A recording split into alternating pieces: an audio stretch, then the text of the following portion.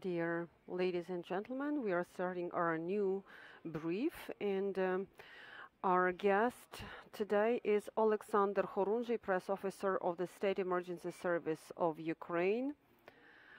We will cover what's been happening in Lviv and Ukraine-wide.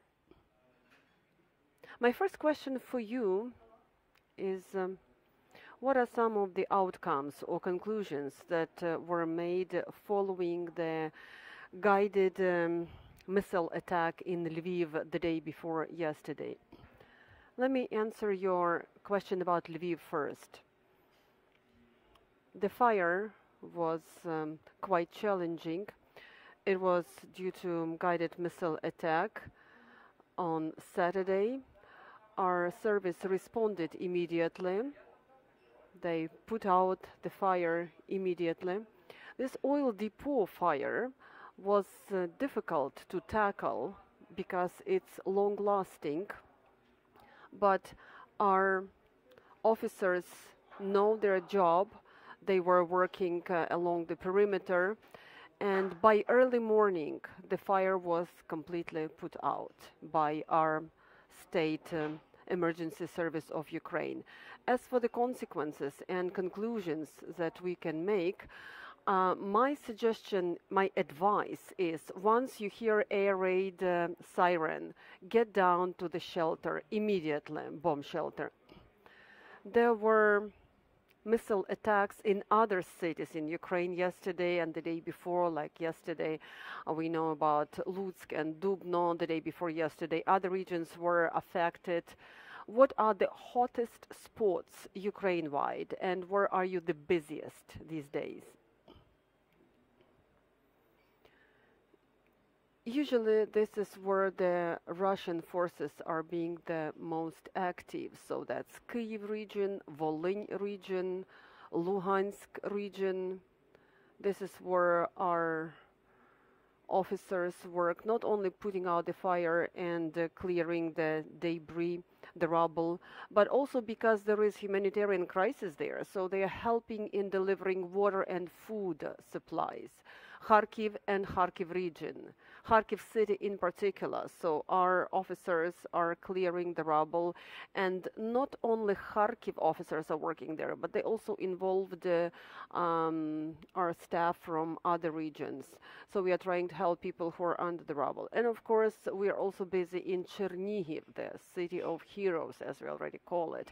So we keep getting updates from Chernihiv, and our ordnance technicians also have a lot of job there. Mykolaiv region is one of the challenging regions. We also have ordnance technicians working there, and they are trying to demine the territory, and they work with explosive ordnance. Speaking of figures, so that was actually my next question. So what is the scope of your work? So can you talk about statistics a little bit and figures? 700 calls we get per day, so we had to respond 700 times. We managed to save five people in the last 24 hours, and 103 fires were put out.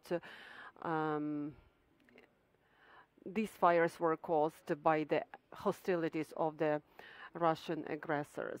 156 times our ordnance technicians had to respond to different calls, and the ordnance disposal was managed properly. And the area is more than 600,000 hectares. Let's talk about specific places. Chernobyl. We keep receiving information about what's happening in Chernobyl nuclear power plant and the exclusion zone. Our major concern is about the fires in Chernobyl area. So what can you talk about that? What can you tell about that? Speaking of Chernobyl and exclusion zone, I'd like to underscore that today in the morning, or rather yesterday evening, there was information about fires in exclusion zone, and that the radiation level went up. I'd like to disclaim this information. So that is not true, because in accordance with the satellite images, the radiation level is within norm, and all indicators are within norm. The situation is not under control, don't get me wrong, because this territory is still controlled by the Russian troops, but there is the radiation figures remain within norms, and there are no massive fires. Maybe there are some local fires, minor fires, so maybe like dry grass gets on fire, but other than that, it's okay. The sowing season is about to begin, or is already beginning in certain regions. So what are some of the additional challenges and risks related to this season? Because we have a lot of areas that are bordering with the active hostilities areas. I will divide your question in two parts.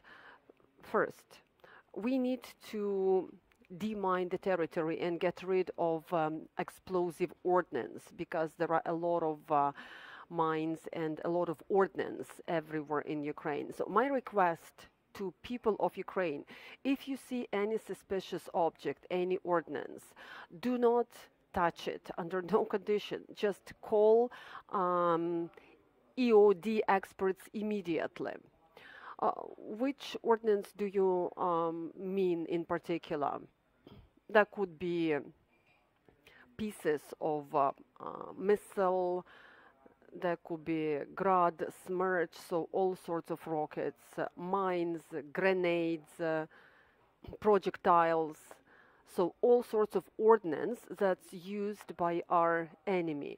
So my advice to you is, do not approach under any conditions. Do not try to act yourself. Just call EOD experts and they will respond, and they will deal with the ordnance appropriately. Speaking of sowing season and seed time, of course it's a big project for Ukraine, and when we win this war, I believe that we will still be demining our fields, and we will still be managing with the unexploded ordnance, because we still feel the consequences of the First and Second World War. We don't know how much it's going to take to clear our fields from all the unexploded ordnance. But I'd like to assure you that our State Emergency Service of Ukraine are doing their best. They are acting professionally. From day one, our ordnance technicians managed to neutralize 328 bombs and many more projectiles. So I'm proud of what they do. They're doing a great job, and I'm grateful to them for what they do. I have, if I may, I'd like to add, I'd like to follow up. Some people are absolutely negligent, and they're very complacent when it comes to their own safety and security. And some of them are too complacent, and they burn the dry grass. You know that it's been like long-lasting tradition among Ukrainian farmers and household owners.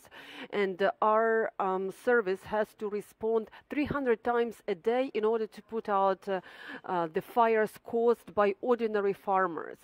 Why is it dangerous? First of all, this fire covers huge area. They destroy our ecosystem. They kill the rodents and the small animals that live there. Sometimes this fire can spread to villages, and also because of this temperature, some of the ordnance can go off, can explode. Yesterday, I believe, in Transcarpathian region, 2 people died because of the dry grass fires.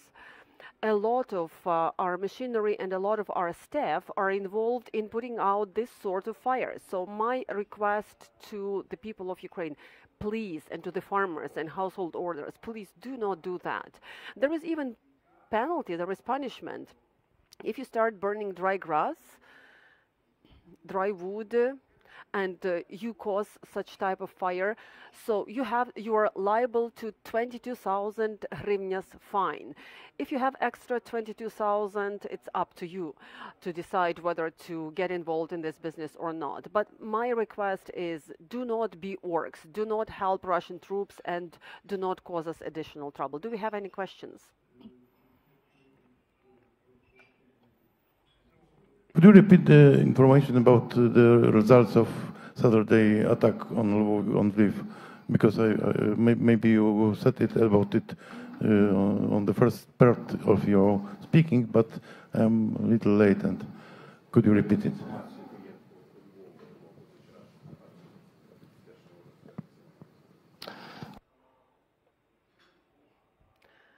Speaking of Lviv and what happened in Saturday, 4:30, the 26th of March, there was the first guided missile attack. The missile hit one of the industrial facilities, that was oil depot. Our firefighters and our service responded immediately, and they started putting out this fire. Thanks to their united efforts and the right decisions that were made immediately, so the fire was localized at about 5 p.m. and 1 hour later, so the fire was under control. Thanks to our firefighters for responding immediately. Usually such fires take a long time to put out, because you understand that oil is difficult to put out. Michal Potocki from Poland. I wanted to ask you about the same attack on the oil depot. Do you know how many liters of oil was destroyed during this attack? And because this is not the first and probably not the last attack, do you think that it's also related to the sowing campaign in Ukraine? I cannot answer your first question, unfortunately, because I just cannot disclose such information. You have to understand me. Second question about the sowing campaign. I'm going to speak on my behalf. That's just my personal opinion. I think that the enemy is trying to destroy the infrastructure of our country. And it's not related to sowing campaign, seed campaign in particular. They're just trying to destroy our infrastructure. What we have to do, we have to fight against our enemy. And as a follow-up, if you allow me, I'd like to add that with this particular attack in Lviv, this oil depot that became the target for the attack is located in the residential area. That's why I think that you should see it in a broader sense, that this is the terror against Ukraine and the people of Ukraine. So they're just trying to affect the Ukrainian resistance. But this is going to be tried by the International Court of in The Hague. You were talking about the 12,000 of mines that were neutralized. Percentage-wise, what is the proportion that has already been demined, and how much more work do you need to do?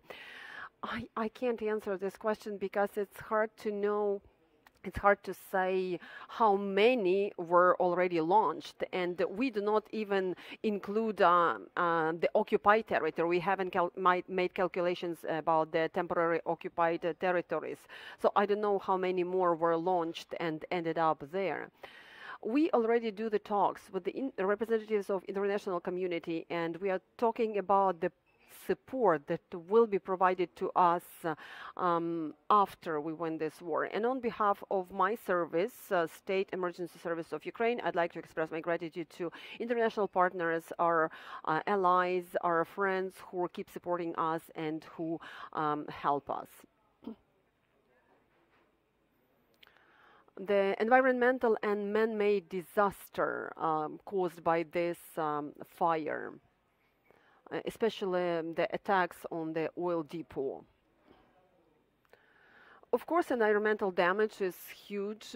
I think that we should make a very comprehensive estimation, and But I'm not ready to answer your question and give you exact information because it's going to take a while before we make any specific estimates, because we cannot talk about only local environmental damage that was caused, but we need to talk about national damage. Were there any casualties among your officers? Yes, unfortunately, we have this sad statistics. 26 officers of State Emergency Service of Ukraine unfortunately lost their lives since day one of the Russian aggression. We are trying to support the families of our deceased officers. We really worry about them, but that's war, and we keep fighting this war. Any other questions? My last question for you, tell us about people who you work with, because we see that they are amazingly courageous people. They are brave and brazen, and they are highly professional, so they are risking their life trying to save lives of other people. What can you say about them? So how are they holding up, and about their morale? That's probably the best question I've heard today. Thank you.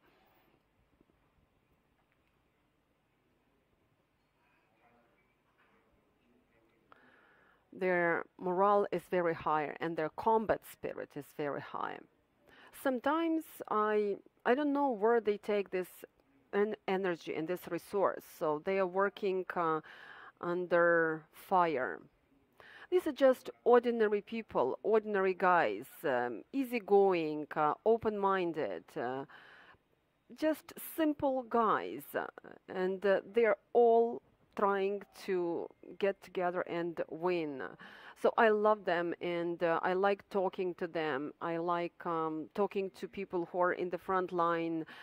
So I'm really proud of what they do, and I take my hat off to them because they do their duty defending their motherland, our motherland. Thank you very much. Thank you for having me in this press center.